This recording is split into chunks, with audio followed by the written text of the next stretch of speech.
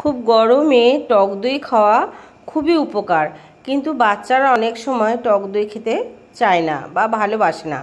তখন কিন্তু বাচ্চাদেরকে এইভাবে যদি টক দইয়ের শরবত বানিয়ে দেওয়া যায় তাহলে তারা খুব মজা করে খায়।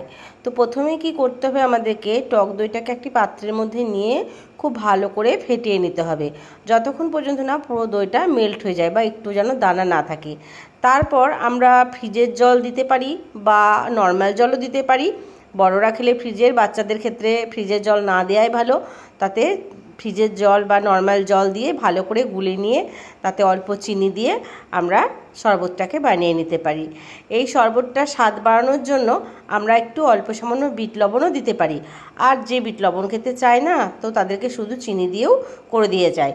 বাচ্চারা দই খেতে না চাইলেও এই শরবতটা খেতে কিন্তু খুবই ভালোবাসে।